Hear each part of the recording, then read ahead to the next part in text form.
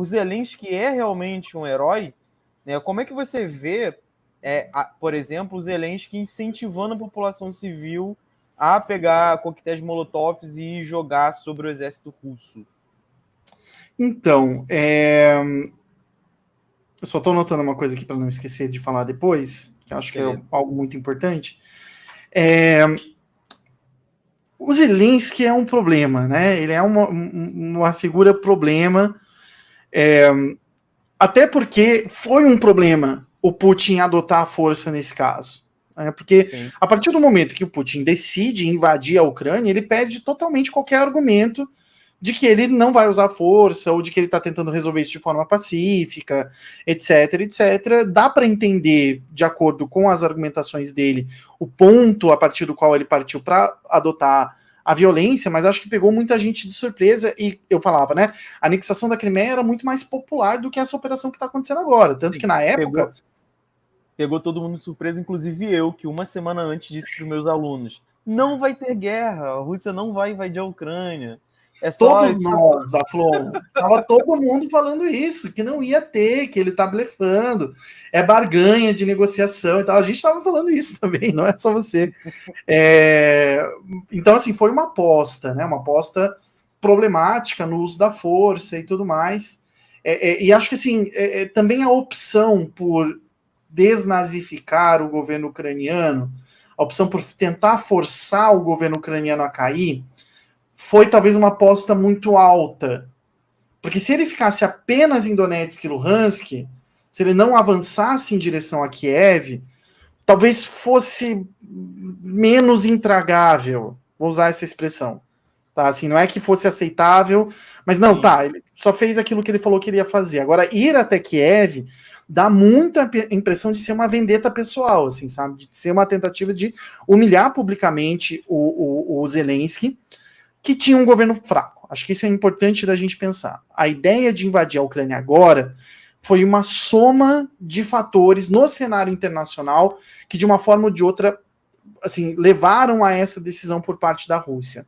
O Zelensky, antes da guerra, ele teve que criar e dissolver um governo, porque é uma república semiparlamentarista, né? Então você tem o primeiro-ministro e você tem o presidente.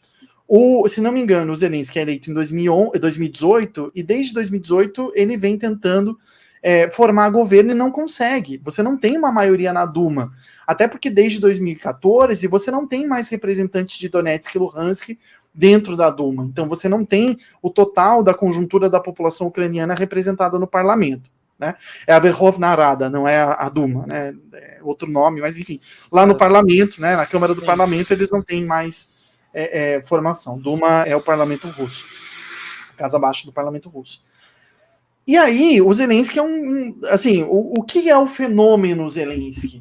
Tá? Acho que isso é importante da gente lembrar. Vocês vão lembrar que o Sérgio Moro, recentemente, Sérgio Fernando Moro, declarou que o modelo ucraniano era o modelo a ser seguido com relação à corrupção, né?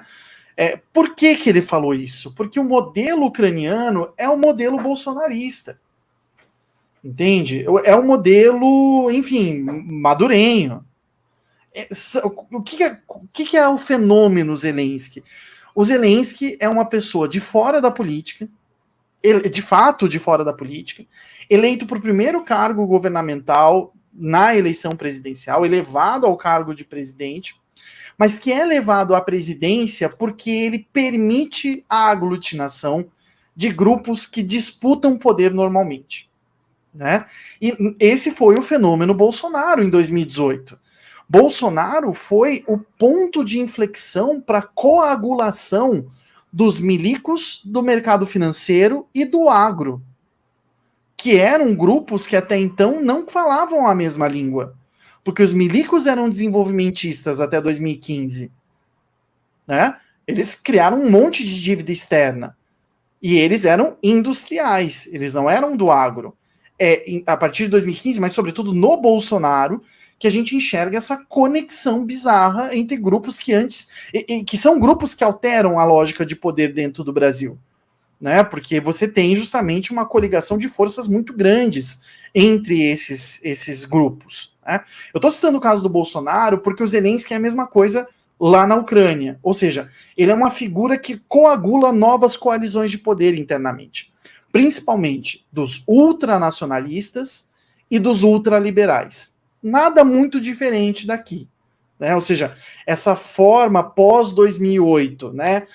Le Pen, Brexit, Trump, Bolsonaro, Erdogan, enfim, que reúne mercado financeiro com forças armadas, com pessoas que se sentem alijadas por causa do processo de globalização, que tem menores empregos piores, menores oportunidades, etc., etc., se encontram no Zelensky quando ele é eleito presidente, né? Só que essa é uma coligação muito fraca lá na Ucrânia, né? Essa é uma coligação muito fraca. Inclusive, a tentativa dele de criar vários governos deriva a incapacidade dele de estar nesse ambiente, né? De criar esse governo, demonstra a impossibilidade de negociação entre os oligarcas do leste da Ucrânia, não só de Donetsk e Luhansk, mas aqueles que, né, enfim, que não declararam independência em 2014, também incluindo o Petro Poroshenko, que são os industriais, que são ligados à exploração de minério, que são ligados à exploração de gás e petróleo e tudo mais, e essa área mais financeirizada e mais agro do leste da Ucrânia, os magnatas do agro do oeste da Ucrânia, mais ligados à União Europeia, mais ligados ao mercado financeiro, que falam inglês e por aí vai, né? Na visão do Putin, esse governo do Zelensky fraco, né, sem força para formar governo, inclusive, mais um governo fraco do Joe Biden nos Estados Unidos, mais um governo fraco na Alemanha, né, com Olaf Scholz acabando de assumir num regime parlamentarista lento como é o regime alemão, né, ele assumiu em novembro, mas até agora o governo ainda está só começando lá na Alemanha, né, criam as oportunidades para que não seja só uma operação em Donetsk e Luhansk, seja uma operação também para derrubar o governo ucraniano, né? E aí que talvez ele tenha pensado mais alto do que as possibilidades. E vou dizer, Daflon, o governo ucraniano esteve para cair nas primeiras 72 horas. Foi só depois. E isso é visível nas roupas que o Zelensky usa, porque as primeiras declarações do Zelensky, logo depois da invasão russa, ele estava de terninho, estava tudo bonitinho atrás, tinha uma pinha da Ucrânia atrás, com luzes de neon e não sei o quê. Então, assim, era tudo muito cinematográfico. Claro, ele é um ator, é estética, que você trabalha tão bem nos teus vídeos sobre filmes de herói, né? Essa coisa de filme de herói que não tem sangue, por exemplo, né? Ou seja, é tudo fantasia, né? É tudo plástico. E aí, quando ele quase cai, parece que a OTAN vira para ele e fala, né? Sim.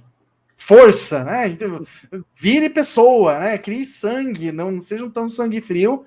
E aí ele começa a mudar a roupa, inclusive. Ele começa a usar a roupa dos soldados ucranianos. Começa a parecer mais cansado, começa a fazer declarações mais radicais e tal, mas que parece que dependeu desse apoio por baixo dos panos da OTAN para apoiar esse governo. Porque vocês não devem esquecer que nas primeiras 72 horas, o Zelensky fez a afirmação dele de que ele estava disposto a negociar com o Putin se isso significava e tornar a Ucrânia neutra, desmilitarizar o país, se isso significava a saída das forças russas. É depois do final de semana que isso começa a mudar, né? E agora a gente já ouve os ucranianos começarem a falar em neutralidade, porque veja, não é problema para a Rússia a Ucrânia entrar na União Europeia. Porque ela vai continuar negociando com a Ucrânia das mesmas formas, porque são dois países independentes. Isso não é um problema, o problema é entrar na OTAN. Aí sim, a instalação de mísseis, que teoricamente para os Estados Unidos são mísseis contra o Irã e tudo mais, mas que tem que passar, portanto, pela Rússia, acabam sendo mísseis que estão apontados para Moscou. Né? Então, acho que tem aí uma questão também geoestratégica, o professor Vinícius Teixeira sabe muito mais do que eu para falar sobre esses temas. Mas enfim, é um pouco esse... Não vou falar resumo da ópera, vai, porque eu estou alugando vocês aqui tremendamente nessa noite.